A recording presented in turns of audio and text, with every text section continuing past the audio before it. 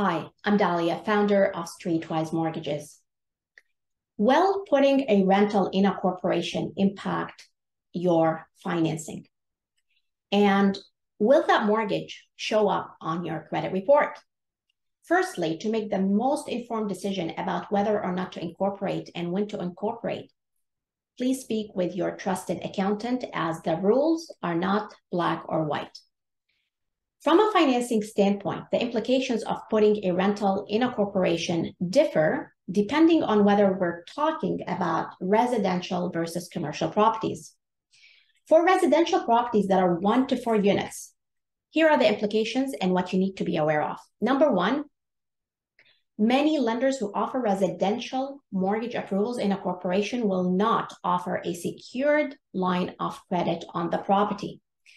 This means that if the time comes for you to take out equity from that property, your only option would be to take it out through a mortgage, through a complete refinance, where with a line of credit, the nice thing about it is that you don't pay anything until you use the money, versus with a mortgage, you pay principal and interest payment from day one. Secondly, lenders consider a corporation a higher risk borrower, and therefore they may add what's called a risk premium. That translates into a higher interest rate for you. Thirdly, putting a residential rental in a corporation with an A lender does not guarantee it will not show up on your credit report. With B lenders, however, it is very, very unlikely for it to show up on your credit report if it is in a corporation.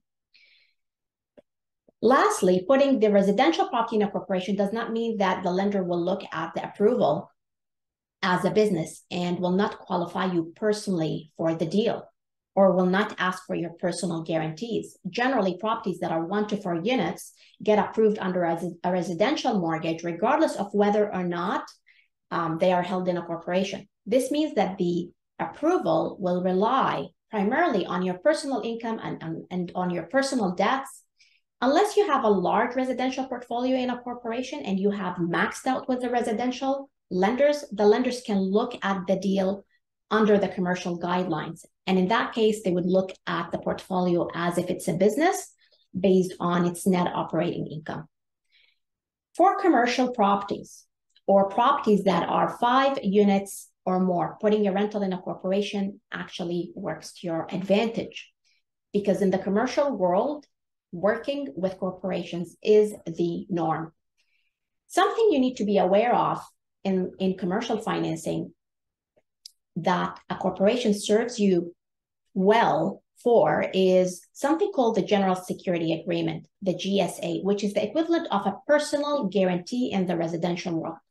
By having your commercial asset in a corporation, you shield all assets that are not part of that corporation from the General Security Agreement. This is something, however, you should talk to your lawyer about.